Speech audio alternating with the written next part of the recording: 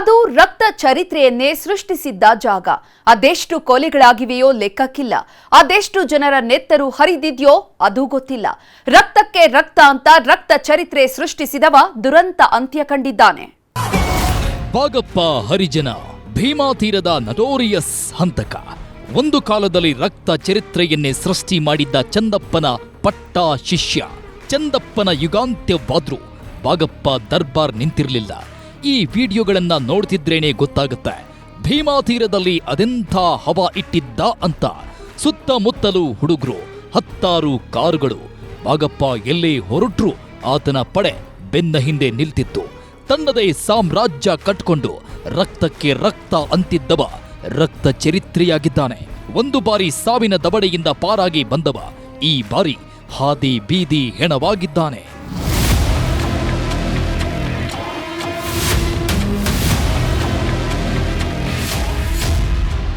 ಭೀಮಾ ತೀರದಲ್ಲಿ ಮತ್ತೆ ಹರಿಯಿತು ರಕ್ತ ದೋಕುಳಿ.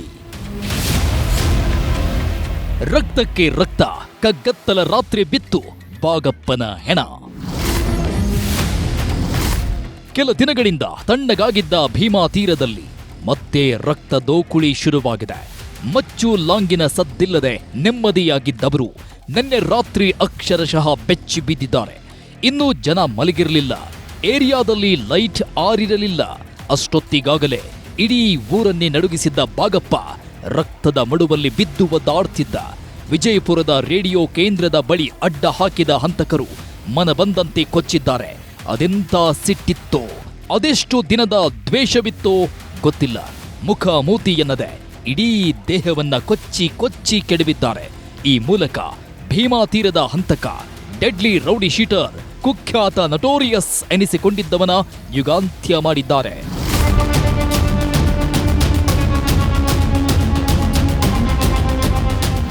ಬಾಗಪ್ಪನ ಮೇಲೆ ದಾಖಲಾಗದ ಕೇಸ್ಗಳಿಲ್ಲ, ಆಡದ ಆಟಗಳಿಲ್ಲ. ಕೊಲೆ ಹಾಗೂ ದರೋಡೆ, ಸುಲಿಗೆ ಸೇರಿದಂತೆ 10 ಪ್ರಕರಣಗಳಲ್ಲಿ ಈತನದ್ದೇ ಮೊದಲ ಹೆಸರಿತ್ತು. ಮೂಲತಃ ಬಾಗಪ್ಪ ಹರಿಜನ ವಿಜಯಪುರ ಜಿಲ್ಲೆಯ ಆಲಮೇಲ ತಾಲೂಕಿನ ಬ್ಯಾಡಗಿಹಾಳ ಗ್ರಾಮದವನು. ಮೊದಲಿನಿಂದಲೂ ಭೀಮಾ ತೀರದ ಹಂತಕ ಚಂದಪ್ಪ ಹರಿಜನ ನಂಟಲ್ಲೇ ಬೆಳೆದ ಮಹಾನ್ ರಕ್ತಾಸುರ. ಈತನ ಮೇಲೆ 10ಕ್ಕೂ ಹೆಚ್ಚು ಪ್ರಮುಖ ಕೇಸ್ಗಳಿವೆ. ಚಂದಪ್ಪ ಸಹೋದರ ಬಸವರಾಜನ ಕೊಲೆಯಲ್ಲಿ ಭಾಗಿಯಾಗಿದ್ದ ಬಾಗಪ್ಪ 1997ರಲ್ಲಿ ಚಡಚಣ ಠಾಣೆ ವ್ಯಾಪ್ತಿಯಲ್ಲಿ ಕೊಲೆಯೊಂದು ನಡೆದಿತ್ತು. ಇದರಲ್ಲಿ ಈತನದ್ದೇ ಕೈವಾಡ ಇತ್ತು ಅನ್ನೋ ಆರೋಪವಿತ್ತು. ನಂತರ 1998ರಲ್ಲಿ ಆಳಂದ ಠಾಣೆ ವ್ಯಾಪ್ತಿಯಲ್ಲಿ ನಡೆದ ಜೋಡಿ ಕೊಲೆಯಲ್ಲೂ ಈತನ ಹೆಸರಿತ್ತು. ನಂತರ 1999ರಲ್ಲಿ ಆಲಮೇಲ ಠಾಣೆ ವ್ಯಾಪ್ತಿಯಲ್ಲಿ ನಡೆದ ಕೊಲೆಯಲ್ಲೂ ಬಾಗಪ್ಪನ ಕೈವಾಡವಿತ್ತು. ಅಷ್ಟೇ ಅಲ್ಲ, 2001ರಲ್ಲಿ ಆಲಮೇಲ ಠಾಣೆ ವ್ಯಾಪ್ತಿಯಲ್ಲೇ ಸಾಕ್ಷಿಗಳ ಮೇಲೆ ಗುಂಡು ಹಾರಿಸಿದ್ರು. ಇದರ ಹಿಂದೆಯೂ ಈತನದ್ದೇ ಕೈವಾಡ ಇತ್ತಂತೆ. 2003ರಲ್ಲಿ ನಡೆದ 4 ಕೊಲೆ ಪ್ರಕರಣದಲ್ಲೂ ಭಾಗಿಯಾಗಿದ್ದ ಬಾಗಪ್ಪ 2020ರಲ್ಲಿ ಚಿನ್ನದ ವ್ಯಾಪಾರಿಗೆ ಕೋಟಿ ಕೋಟಿ ಬೆದರಿಕೆ ಹಾಕಿದ್ದು ಅಂತ ಕೇಸ್ ದಾಖಲಾಗಿತ್ತು. ಹೀಗೆ ರಕ್ತ ಲೋಕವನ್ನೇ ಸೃಷ್ಟಿಸಿಕೊಂಡಿದ್ದ ಬಾಗಪ್ಪನ ಮೇಲೆ ಅದೆಷ್ಟೋ ಮಂದಿ ಕತ್ತಿ ಮಸಿತಿದ್ರು. ಚಂದಪ್ಪನ ಕುಟುಂಬವನ್ನೇ ಎದುರಾಕೊಂಡಿದ್ದ ಬಾಗಪ್ಪ, ನಾನು ಯಾರೋ ಸುದ್ದಿಗೂ ಹೋಗಲ್ಲ, ನನ್ನ ಸುದ್ದಿಗೆ ಬಂದ್ರೆ ಜೀವಂತ ಬಿಡಲ್ಲ ಅಂತ ಹೇಳ್ಕೊಂಡುಡಾಡ್ತಿದ್ದ. ಇದರ ಮಧ್ಯೆ ಇತ್ತೀಚೆಗೆ ಬಾಗಪ್ಪನ ದೂರದ ಸಂಬಂಧಿ ರವಿ ಎಂಬಾತನ ಕೊಲೆಯಾಗಿತ್ತು. ಬೈಕ್ನಲ್ಲಿ ಹೋಗ್ತಿದ್ದವನಿಗೆ ಕಾರ್ನಲ್ಲಿ ಗುದ್ದಿದ ಹಂತಕರು ಕಿಲೋಮೀಟರ್ ದೂರ ಎಳ್ಕೊಂಡು ಹೋಗಿ ಹೀನಾಯವಾಗಿ ಹತ್ಯೆ ಮಾಡಿದ್ರು. ಈ ಕೊಲೆಯ ಹಿಂದಿದ್ದಿದ್ದೇ ಬಾಗಪ್ಪ ಅನ್ನೋ ಅನುಮಾನವಿತ್ತು. ಹೀಗಾಗಿಯೇ ಕೊಲೆಯಾದ ರವಿ ಸಹೋದರ ಪಿಂಟ್ಯ ಬಾಗಪ್ಪನ ಹೆಣ ಕೆಡವುವುದಕ್ಕೆ ಹೊಂಚು ಹಾಕ್ತಿದ್ದಂತೆ. ಅಣ್ಣನನ್ನ ಕೊಂದವನ ಚಟ್ಟ ಕಟ್ಟೋವರೆಗೂ ನಿದ್ದೆ ಮಾಡಲ್ಲ ಅಂತಿದ್ದಂತೆ. ಹೀಗಾಗಿ ಇವನೇ ಈಗ ಬಾಗಪ್ಪನ ರುಂಡ ಚೆಂಡಾಡಿದ್ದಾನೆ ಅಂತ ಹೇಳಲಾಗ್ತದೆ.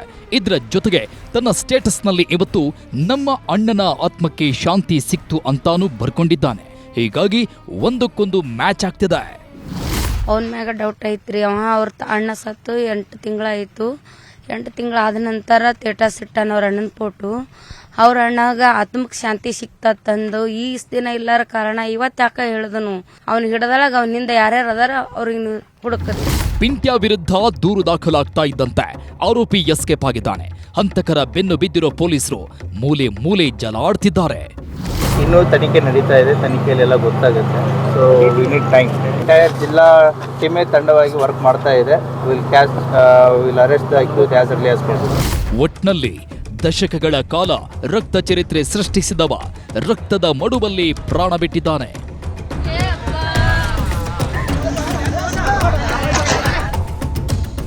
ಗುರುರಾಜ್, ನ್ಯೂಸ್ 18 ವಿಜಯಪುರ.